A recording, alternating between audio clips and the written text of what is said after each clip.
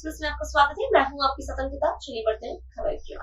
UGC कानून को लेकर 29 जनवरी को माननीय सर्वोच्च न्यायालय ने कानून के कुछ प्रावधानों को लेकर इस पर रोक लगा दी थी। मामले को लेकर दायर की गई सभी याचिकाओं पर सुप्रीम कोर्ट 29 मार्च को सुनवाई करेगा, लेकिन श्रेय लेने की होड़ या जातिगत दबाव के चलते मध्य प्रदेश सरकार ने 2 फरवरी 2026 को एक आदेश जारी किया। यूजीसी के नए प्रावधानों और नियमों को मानने के लिए सभी स्कूल, कॉलेज और यूनिवर्सिटीज को लेटर जारी किए गए। मध्य प्रदेश सर्वजन न्याय मंच के प्रदेश संयोजक अशोक पांडे ने कहा कि सरकार को ऐसी क्या जल्दी थी कि यूजीसी के प्रावधानों को प्रदेश में लागू किया गया। इससे स्वर्ण के साथ अन्याय होगा। संगठन के पदाधिकारी ने कहा कि यदि सरकार इस कानून को वापस नहीं लेती है तो न्यायालय से लेकर सड़क तक सरकार का विरोध किया जाएगा। 26 को नए यूजीसी नियम लागू करे थे जो काफी विवादित थे। उन यूजीसी नियमों पर 29 जनवरी 2026 को माननीय सर्वोच्च न्यायालय ने रोक लगा दी, लेकिन मध्य प्रदेश सरकार ने सर्वोच्च न्यायालय की रोक के बावजूद 2 फरवरी 2026 को चुपचाप तरीके से यूजीसी नियम को मध्य प्रदेश शासन के माध्यम से पूरे मध्य प्रदेश में लागू कर दिया। हमारी मांग है कि जब सर्वोच्च न्यायालय ने यूजीसी नियम पे ही रोक लगाई है 19 मार्च तक और 29 जनवरी को रोक लगा दी थी, तो 2 फरवरी को मध्य प्रदेश सरकार को ऐसी क्या जल्दी थी कि यूजीसी लेकर अधिसूचना जारी करनी पड़ी। ये तो सर्वोच्च न्यायालय की भी अवमानना है। और यूजीसी नियम चाहे 2023 हो या 2026 हो, दोनों विवादित हैं।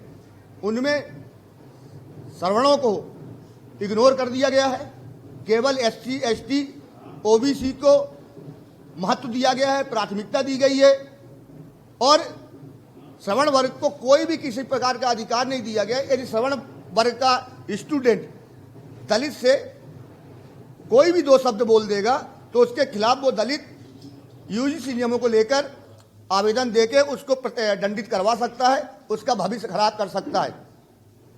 तो हमारी मांग है मध्य प्रदेश सरकार से कि यूजीसी नियम की जो अधिसूचना 2 फरवरी 2026 को मध्य प्रदेश शासन से जारी की गई है, उसको 19 मार्च 2026 तक, जब तक सर्वोच्च न्यायालय अंतिम फैसला नहीं कर देता, तब तक वापिस ले। और ऐसा मध्य प्रदेश सरकार नहीं करेगी तो हम न्यायालय के अवमानना का मामला लेकर कोर्ट में भी लड़ाई लड़ेंगे और रोड में भी लड़ेंगे। हम सरकार को 1 सप्ताह का जवाब दे रहे हैं और यदि कल हमारी ये प्रेस कॉन्फ्रेंस के बाद सरकार को एक मुख्यमंत्री को ज्ञापन भी दिया जाएगा। यदि ये नहीं हुआ तो हम सरकार से कोर्ट में भी लड़ेंगे और रोड में भी लड़ेंगे, लेकिन जब जो सर्वोच्च न्यायालय यूजीसी नियमों को लेकर जो फैसला देगा उसको ही पूरे मध्य प्रदेश में लागू करने देंगे। ये बताइए, भारत के इतने राज्य हैं, 38 राज्य में कहीं पे भी अभी यूजीसी लेकर कोई भी नियम न संशोधन न कोई नया नियम लागू किया गया है। केवल मध्य प्रदेश को सरकार को ऐसी क्या जल्दी है कि सर्वोच्च न्यायालय के अंतिम फैसले तक वो नहीं रुक सकती थी। जब 29 जनवरी को रोक लग गई है तो आप 2 फरवरी को फिर से यूजीसी नियमों को क्यों जारी कर सकते हैं अधिसूचना और राजपत्र। तो ये सरकार की एक सोची समझी रणनीति है और श्रमणों को इग्नोर करने की, उन्हें उपेक्षित करने की, और इसका ही हमारा विरोध है। और मध्य प्रदेश सरकार 2 फरवरी 2026 की अधिसूचना वापिस ले। आप इस समय प्रदेश के जो शैक्षणिक संस्थान हैं वो बड़े कन्फ्यूजन में। जो यूजीसी की गाइडलाइन 2026 आई थी जिस पर माननीय सर्वोच्च न्यायालय द्वारा स्टे दिया गया, और माननीय सर्वोच्च न्यायालय ने निर्देश दिए कि जब तक इस पे स्टे हम देते हैं तब तक 2012 की गाइडलाइन को फॉलो किया जाए। अखबारों में भी छपा था, सब जगह छपा। और उसके 2 दिन बाद ही मध्य प्रदेश सरकार ने कोई 2023 की पुरानी गाइडलाइन थी उसको लागू करने का परिपत्र जारी कर दिया। और इसमें वही सब प्रावधान हैं जिनके ऊपर जो 2026 की गाइडलाइन में थे और जिसके ऊपर विवाद था, वही सब विवादित अंश इसमें भी है। अब प्रदेश के शैक्षणिक संस्थानों को यह समझ में नहीं आ रहा है कि हम सुप्रीम कोर्ट के निर्देशानुसार 2012 की गाइडलाइन को फॉलो करें कि अभी ये 23 में जो मध्य प्रदेश परिपत्र जारी किया इसको फॉलो करें। 2012 की जो गाइडलाइन है उसमें केवल एससी, एसटी के साथ हुए भेदभाव का प्रावधान था। इसमें पिछड़ा वर्ग को भी शामिल किया गया है, जो अभी 2023 की ये फिर से रिवाइव की गई है ये गाइडलाइन। हम लोग शुरू से ये कहते आए हैं कि किसी के साथ भी भेदभाव ना हो।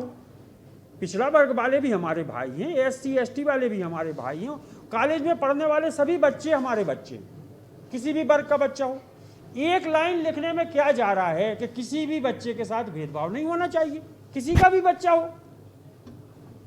एक लाइन की जगह पूरी पुराण लिखी जाती है, इस वर्ग का, उस वर्ग का, दिव्यांग, महिला, SC ST। तो ये तो समाज के विभिन्न वर्गों को आपस में लड़ाने की योजना प्रतीत होती है। आप ये लिखिए कि कॉलेज में जितने भी बच्चे पढ़ रहे हैं किसी भी समाज के हों, किसी के साथ भी भेदभाव नहीं होगा, और अगर भेदभाव होगा तो सरकार कार्रवाई करे।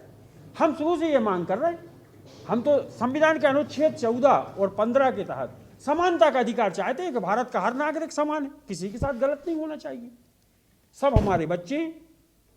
ये इतनी सी बात हमारी है कि जो भी मिले सबको मिले, यही जिद हमारी है, और इतनी सी बात के लिए दुनिया से जंग जारी है। जो UGC नियम लेकर के आया गया और सवर्ण विरोधी रहा, उसको लेकर के आज एक प्रेस कॉन्फ्रेंस की गई। विषय ये है कि एक मध्य प्रदेश सरकार का प्रपत्र जारी हुआ है, उस प्रपत्र में 2023 का उल्लेख करते हुए UGC के नियम को थोपा जा रहा है। मैं ये वर्ड यूज़ कर रहा हूँ कि थोपा जा रहा है। मैं ये कहना चाहता हूँ कि अगर माननीय सर्वोच्च न्यायालय ने, उच्चतम न्यायालय ने 19 मार्च तक का डेट निर्धारित की है, तो आपको इतनी जल्दी क्यों पड़ रही है भाई? मध्य प्रदेश सरकार को इतनी जल्दी क्यों पड़ रही है? आपने 2023 वाला जो नियम है और 2026 का नियम, अगर दोनों का अवलोकन किया जाए तो दोनों समानता रखते हैं। ऐसा कोई नियम नहीं है, उनकी ऐसी कोई पंक्ति नहीं है, ऐसी कोई लाइन नहीं है जिसमें सवर्ण के बराबरी का उसमें हक हो।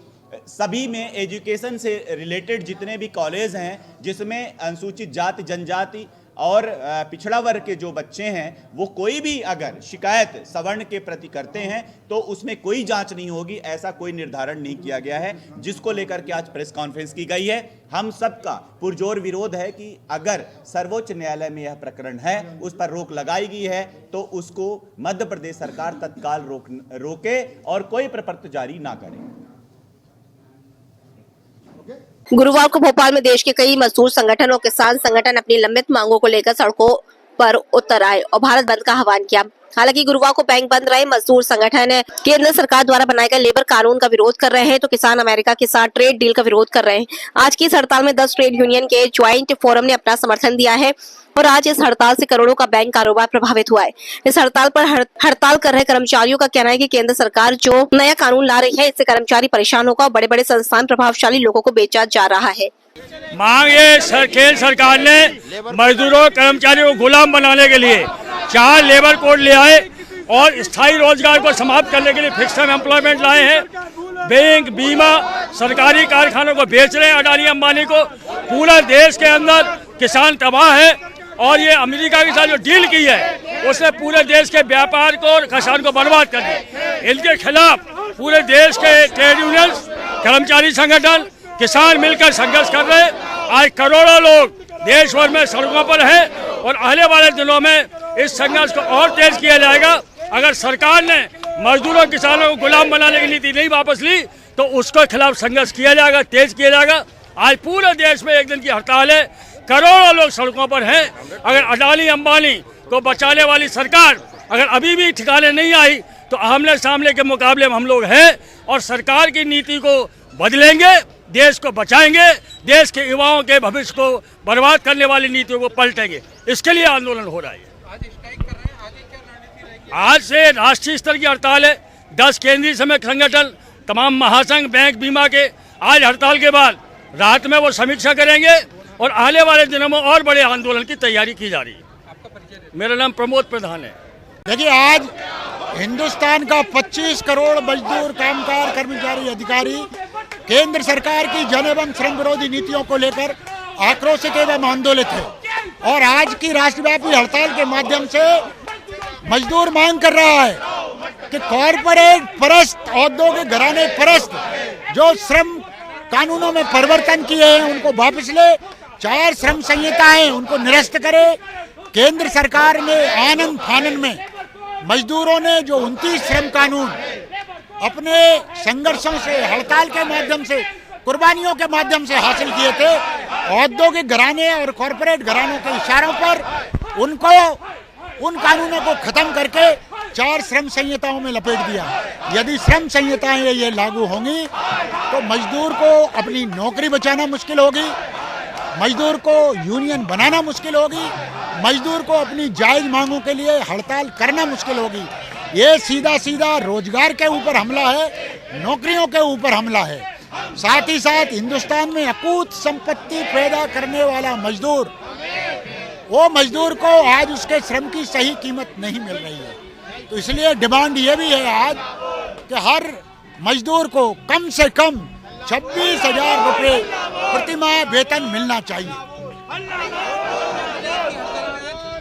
आज की हड़ताल में 10 केंद्रीय श्रमिक संगठन और 100 से ज्यादा इंडिपेंडेंट ऑर्गेनाइजेशन फेडरेशन शामिल है। हड़ताल के कारण अब कोल माइन, सीमेंट फैक्ट्री, खेत खलियान, खदान, बैंक, बीमा, केंद्र कर्मचारी, पोस्टल, आयकर, बीमा कंपनी, सब जगह हड़ताल है। लोगों में आक्रोश है, गुस्सा है। सरकार को इस गुस्से को देखना चाहिए और अविलंब ट्रेड यूनियन के साथ बातचीत करना चाहिए। वीके शर्मा, प्रवक्ता, ट्रेड यूनियन मंच, मध्य प्रदेश। भोपाल के कोलार थाना क्षेत्र में पुलिस की कार्यप्रणाली को लेकर बड़ा मामला सामने आया है। कोलार पुलिस की शिकायत करते हुए एक ही परिवार की बड़ी संख्या में महिलाएं भोपाल पुलिस कमिश्नर कार्यालय पहुंची। महिलाओं ने बताया कि कोलार क्षेत्र में उनकी पुश्तैनी जमीन है, जिस पर बीते दिनों कुछ लोगों द्वारा जबरन फेंसिंग कराई जा रही थी। इस अवैध कार्रवाई की शिकायत परिवार ने डायल 112 पर की थी, लेकिन मौके पर पहुंची पुलिस ने कार्रवाई करने की बजाय शिकायतकर्ता परिवार को ही घंटों थाने में बिठाए रखा। इसी दौरान भोपाल पुलिस कमिश्नर का औचक निरीक्षण हुआ। पूरे मामले की जानकारी मिलने पर कमिश्नर ने तत्काल परिवार की मदद करने और उचित कार्रवाई के निर्देश दिए। इसके बावजूद महिलाओं का आरोप है कि कमिश्नर के जाने के बाद भी थाना पुलिस ने उनके परिवार के युवकों को घंटों तक थाने में बिठाकर रखा और बिना किसी लिखित शिकायत के उन्हें लंबे समय तक परेशान किया गया। महिलाओं ने आरोप लगाया कि उनकी जमीन पर अवैध कब्जा कराने की कोशिश हो रही है और पुलिस निष्पक्ष कार्रवाई नहीं कर रही है। उन्होंने मांग की है कि मामले की निष्पक्ष जांच कर दोषी पुलिस कर्मियों पर सख्त कार्रवाई की जाए ताकि पीड़ित परिवार को न्याय मिल सके। हम नजमा भी कोलार से, खांडाबाड़ में ये ज़मीन है। कोलार क्षेत्र लगता है हमारा, थाना भी और तहसील भी, और ये ज़मीन खांडाबाड़ में है। हमारे पैतृक ज़मीन है। इस पैतृक ज़मीन 18 एकड़ ज़मीन है, पैतृक है। कुछ हम लोगों को बहुत ज़रूरत थी, कुछ हमने बेच दी है। ये कुछ बची है, 6-7 एकड़ हमारी ज़मीन बची हुई है, पैतृक है। और इसको किसी लोगों ने बहुत पहले, जैसे कि चाल साजी से जमीन बेच दी और इसका केस चल रहा है। आज भी वो एक कब्जा हमारा कम से कम हमारे बाप दादा के ज़माने से पुश्तैनी 150-200 साल पुराना है, और ये कब्जा हमारे कने था, है और आज तक है। अभी हम लोग धान बो रहे थे, धान के समय भी कोई हम लोग को सूचना नहीं दी, कुछ नहीं दी। हमारे भाई धान लगवा रहे थे तो उस समय उन्होंने धान में 2 पिकअप पुलिस गई, पूरी भर के गई, तो हमारे भाइयों को ऐसा दुड़कियाँ लगवाई, ऐसी दुड़की लगवाई, मजदूर भी भाग गए।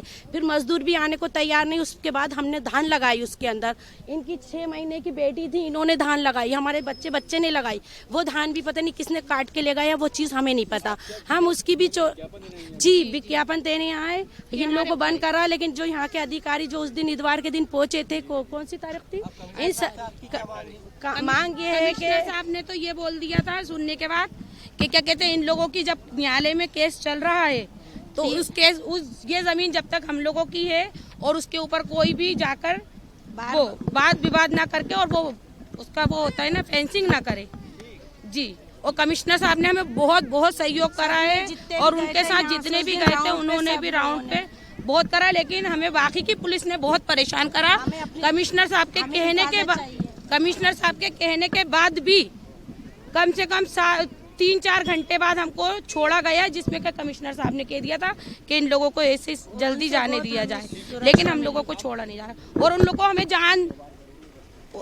जान का खतरा है इन लोगों से, हमारे पूरे परिवार को, इसलिए हमारी सुरक्षा की जाए हमारे पूरे परिवार की। और मेरा नाम बबली है।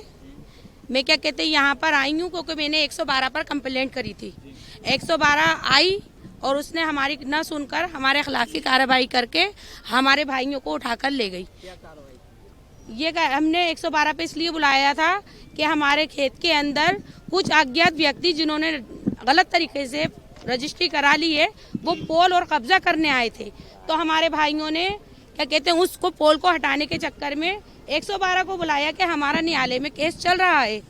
तो उन्होंने उन लोगों को न हटाने के बाद हमारे ही भाइयों को अरबाज को, इमरान को, गुलफाम को और यामीन को उठाकर लेकर चले गई और हम कम से कम 3-4 घंटे तक उनको ऐसे मुजरिमों की तरह बिठाकर रखा है जैसे कि उनको ना कुर्सी दी गई ना कुछ दी गई, ऐसे मुजरिमों की तरह बैठा लिया अंदर। फिर बहुत देर बाद क्या कहते हैं 8 तारीख के दिन हमारा सौभाग्य इतना अच्छा था कि भोपाल कमिश्नर पहुंचे वहां पर और उन्होंने हम लोगों की सुनवाई करने के लिए 2 व्यक्तियों को 2 महिलाओं को अंदर बुलाया और अंदर बुलाने के बाद उन्होंने हमारी सुनी। हम उनका बहुत आभार करते हैं और इसीलिए हम दोबारा से फिर अपने भोपाल कमिश्नर के पास ये ज्ञापन सौंपने आए हैं कि हमारे परिवार को जो अज्ञात लोग बलराज सिंह और सतीश विश्वकर्मा जो भाजपा कार्यालय में काम करते हैं, अब हमें ये नहीं मालूम वो कौन से पद पे हैं नहीं है, पर वो लोग बहुत प्रताड़ित कर रहे हैं हमारे पूरे परिवार को और पुलिस द्वारा कराए जा रहे हैं। किन लोगों ने आपकी जमीन पे कब्जा किया और कितने समय से कराया? जमीन आज भी हमारी है और पैतृक जमीन है। 1.5-2 साल 6 जमीन है। और किस इलाके में ये जमीन है? 6-7 एकड़ है और 150 बरस पुरानी। अब हमसे पूछिए, विवाद इस मामले पे चल रहा है कि किसी ने फर्जी तरीके से, किसी ने नहीं, बलराज सिंह, सतीश विश्वकर्मा ने और उससे पहले और भी लोगों ने फर्जी तरीके से रजिस्ट्री कराई थी, जो कि ना न्यायालय में केस चल रहा था और आज भी चल रहा है। और क्या जमीन कहाँ की है? खाना अब हमारे जी इधर। आगामी त्योहारों को देखते हुए भोपाल पुलिस ने बड़ा एक्शन लिया। शहर में सुरक्षा व्यवस्था सख्त करते हुए विशेष कॉम्बिंग गश्त चलाई गई, जिसमें सैकड़ों फरार और वारंटी आरोपियों को गिरफ्तार किया गया है। भोपाल पुलिस कमिश्नरेट द्वारा 10-11 फरवरी की दरमियानी रात 19वीं कॉम्बिंग गश्त अभियान चलाया गया। इस दौरान 283 स्थायी वारंटी, 125 गिरफ्तारी वारंटी और 121 जमानती वारंटी सहित कुल 408 आरोपियों को पकड़ा गया। गंभीर मामलों में फरार 8 आरोपी, 5 पूर्व वाहन चोर, 2 नकबजन और 4 जिला बदर बदमाश भी गिरफ्तार किए गए। पुलिस ने 66 निगरानी बदमाशों की भी जांच की। अभियान में बड़ी संख्या में पुलिस बल तैनात रहा। पुलिस आयुक्त ने सख्त कार्रवाई जारी रखने की बात कही। काफी बड़ी संख्या में ईरानी डेरे पे रेड की गई, काफी अपराधियों को पकड़ा गया, उसमें बहुत सारा कैश, सोना और जब्त हुआ है। फिर कहाँ के आरोपी पकड़ाए गए इस बार, क्योंकि पहले भी इस तरीके की रेड पुलिस द्वारा की जाती है? ये जो अपराधी पकड़े गए हैं वो कई राज्यों में सक्रिय हैं। उनके सभी अपराधों की वो रिकॉर्ड का डॉक्यूमेंटेशन हो रहा है। महिलाएं और पुरुष भी दोनों। टोटल कितने? 39। सुरक्षा की दृष्टि से वहाँ पर पुलिस द्वारा किया जाएगा लगातार। बिल्कुल, वो पुलिस तो अपना पेट्रोलिंग करेगी और किसी को डरने की जरूरत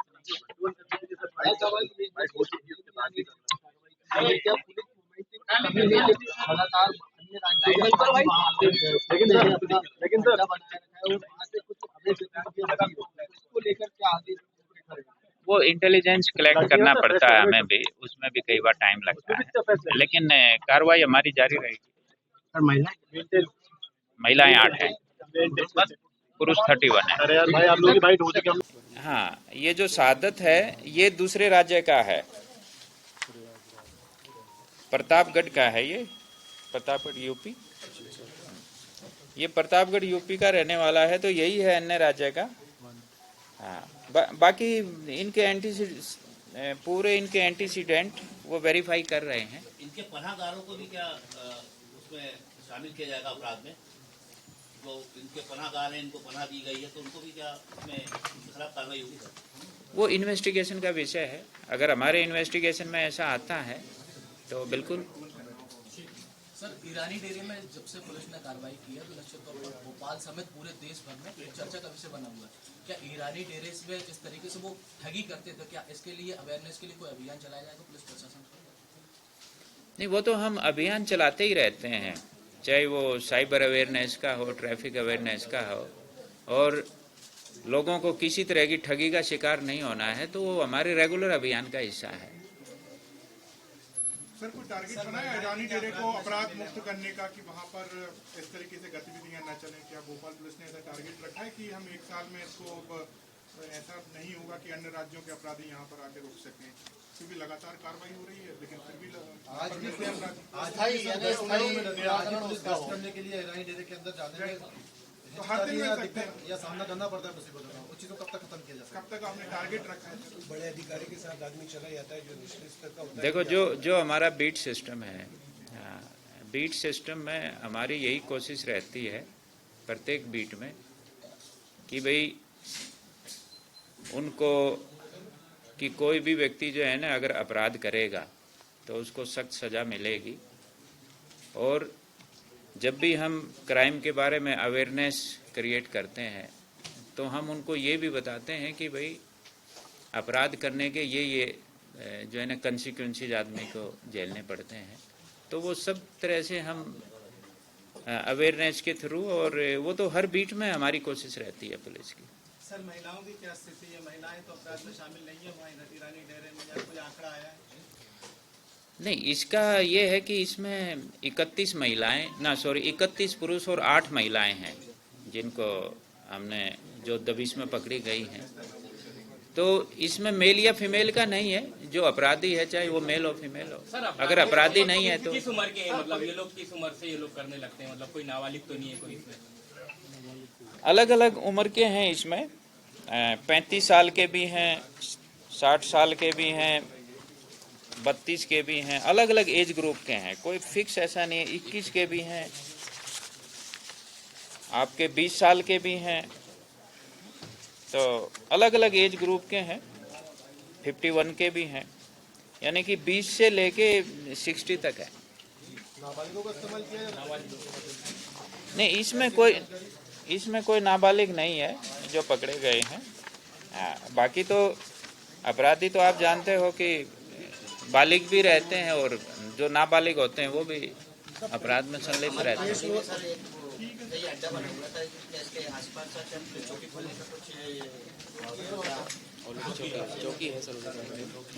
चौकी पहले से ही है वहाँ पे, चौकी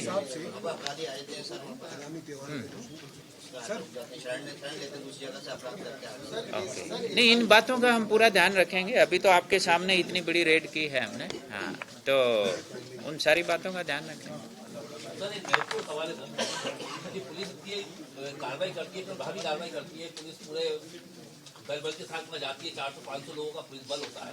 इसके बावजूद भी बड़ी आसानी से इनको कोर्ट से जमानत मिल जाती है। क्या पुलिस कोर्ट में अपना पक्ष सही नहीं रख पाती, या इसके लिए पुलिस कोर्ट को आप विशेष मांग करेंगे कि इनको जमानत ना मिले ऐसे अपराधियों को? नहीं, देखो वो तो हम जो ऑनरेबल कोर्ट है, हम अपना केस ऑनरेबल कोर्ट के सामने पुटअप करते हैं।